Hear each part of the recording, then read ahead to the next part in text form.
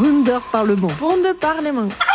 Yes, do you have my voice? Wunderparlament. Apprendre à faire de la radio. Il presidente. Ucz się radia. Aprende a hacer radio. Leer radio maken. Chaque mois au Parlement européen à Strasbourg. En el Parlamento Europeo de Estrasburgo. W Parlamencie Europejskim w Strasburgu. Czekamy na Ciebie. In Straatsburg.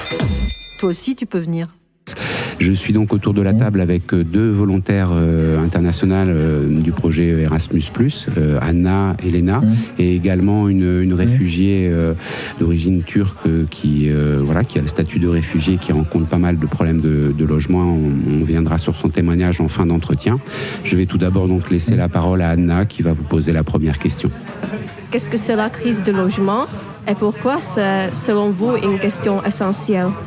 Pour nous, évidemment, le logement est absolument essentiel pour les êtres humains, qui est essentiel puisque quand on a des petits revenus, on a besoin de construire des liens sociaux, relationnels autour de soi, dans son quartier ou dans son village, et on a besoin d'un logement stable et un logement abordable. Et aujourd'hui, vivre sans abri, vivre sans maison, ça veut dire être exposé aux dangers de la rue, d'une part, et aux maladies, aux intempéries, et puis forcément au dépérissement de la santé physique, de la santé morale aussi, qui peut conduire à des formes d'addiction à l'alcool ou à la drogue.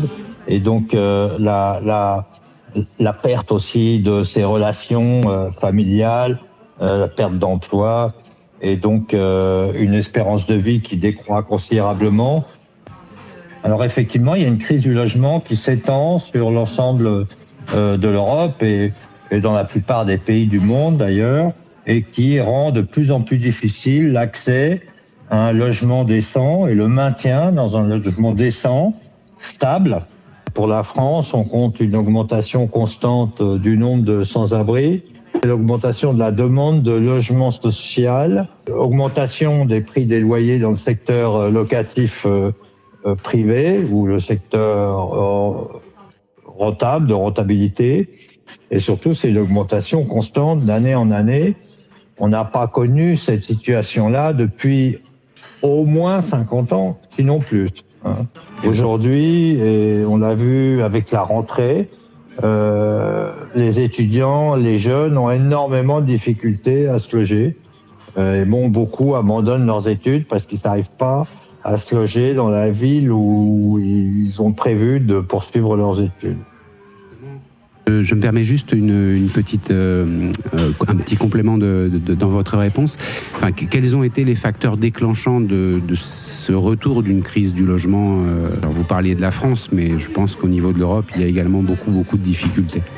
Et nous, ce qu'on observe, c'est que d'une part, il y a des politiques d'urbanisme public qui visent à gentrifier les secteurs attractifs.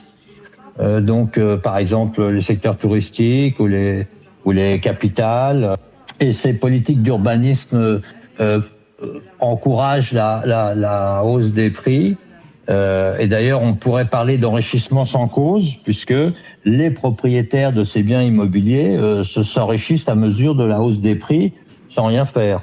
On a aussi un changement de mentalité, où justement, les États ont laissé aussi les prix monter, voire même aussi ont participé à ces politiques d'encouragement de la hausse des prix. Et le milieu où, on va dire, le secteur immobilier, le secteur spéculatif, a pu en fait s'installer d'une certaine manière, si vous voulez. La cupidité a fait son nid dans nos sociétés occidentales qui protégeaient jusqu'alors, ou nos sociétés riches qui protégeaient jusqu'alors le logement des classes populaires, ce besoin, la satisfaction de ce besoin fondamental. Eh bien, la cupidité s'est installée au détriment de ce besoin essentiel. D'accord. Et au niveau politique, en France, vous disiez qu'il n'y avait pas du tout les moyens suffisants qui étaient mis en œuvre.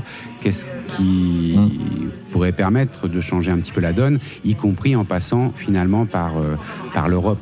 Ce qu'on peut dire, c'est que c'est que les politiques monétaires, en tout cas de l'Europe, sont une des principales causes de la crise du logement dans laquelle nous nous trouvons aujourd'hui et qui a produit le logement cher. Je pense que ça serait nécessaire, effectivement, que l'Europe mette en place, on va dire, une réglementation pour imposer d'abord un taux de logements sociaux suffisant, de logements accessibles aux ménages modestes suffisant dans chaque pays, ça pourrait être fait de manière progressive, et d'autre part, pour faire en sorte que le logement ne soit pas uniquement consacré à la recherche de l'argent. Le logement, c'est fait pour loger les gens, pas pour faire de l'argent.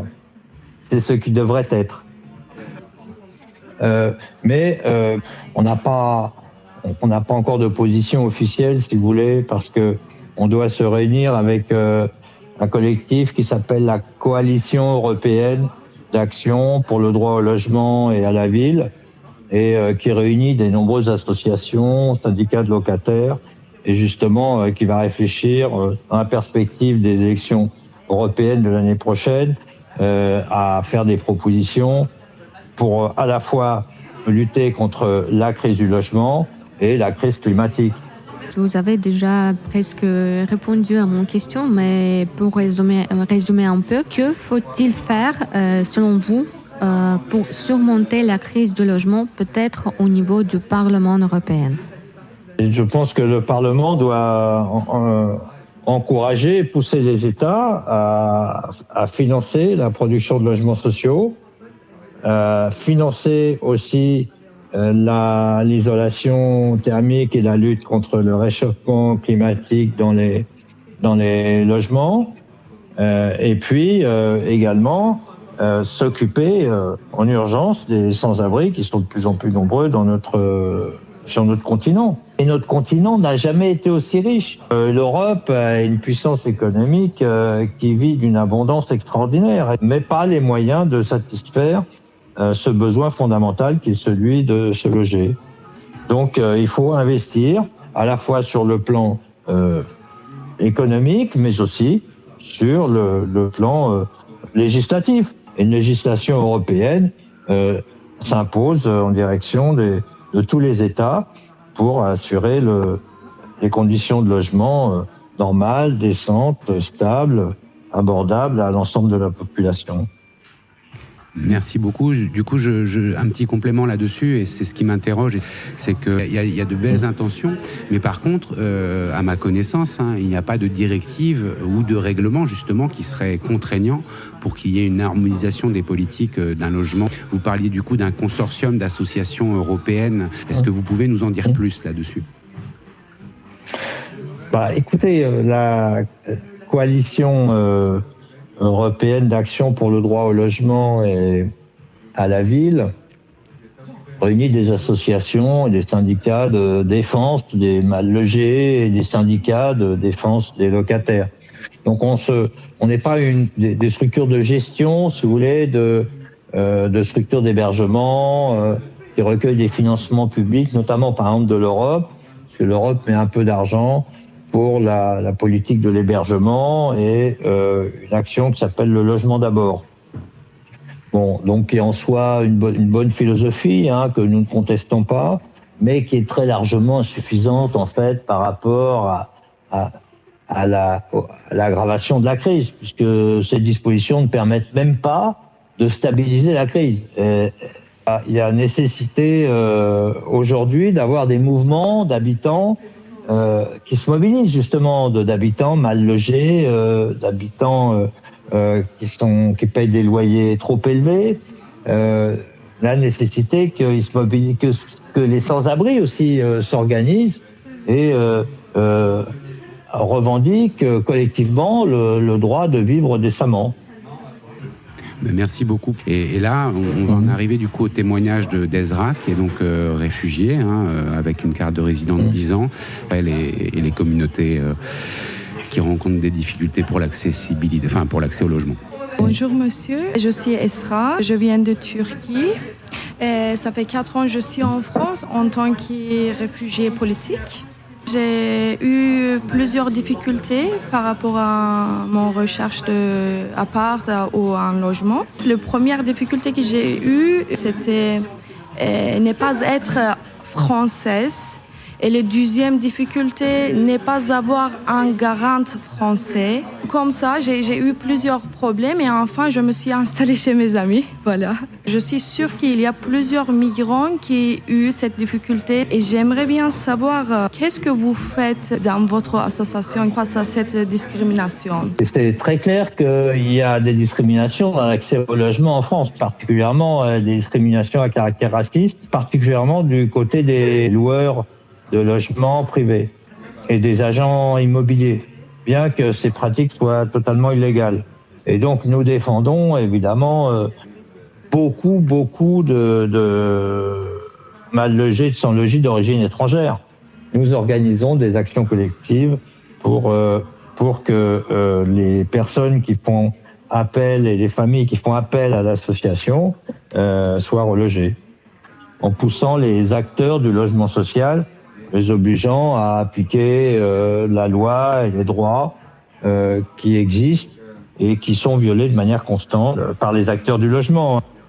Et nous, on se positionne plutôt, si vous voulez, sur une action de type syndical, d'action revendicative, d'action collective, de mobiliser les gens concernés.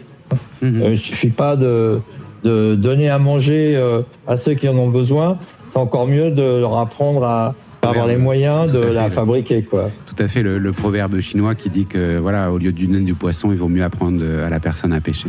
À pêcher. Très clairement, très clairement. Et Ezra donc posait cette question qui est vraiment une problématique importante aussi, c'est cette histoire de garant, puisque la plupart du temps, il est demandé au moins des revenus équivalents à 3 fois le montant du loyer, ce qui est vraiment pas évident. Qu'est-ce qu'on peut faire? Quelles sont potentiellement les solutions à ce niveau-là? Il n'y en a pas. C'est-à-dire qu'en réalité, ces garanties existent, ces demandes de garantie existent parce que les loyers sont chers.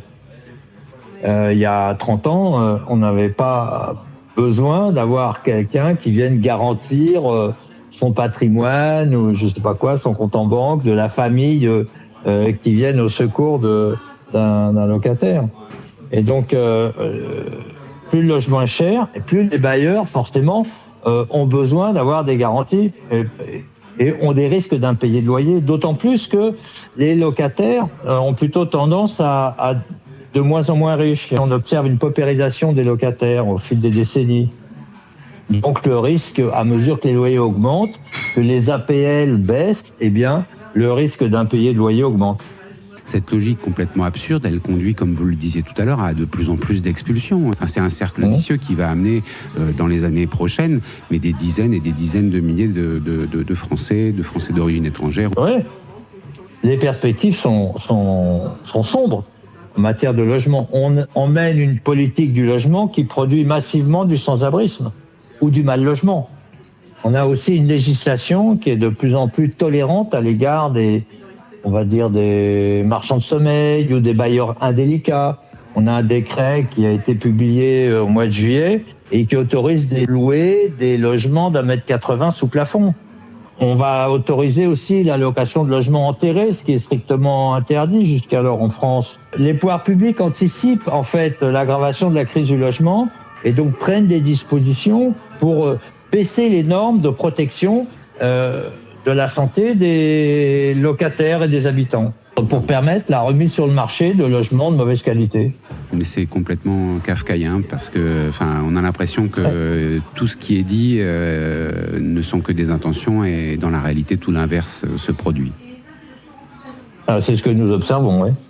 Et merci beaucoup. Voilà pour Ezra, pour moi, pour Elena, pour Anna, pour Antoine, notre technicien. Merci vraiment beaucoup de ce temps-là. Merci à vous. Bonne fin de journée. Bon courage. Merci. Wunderparlement. Wunderparlement.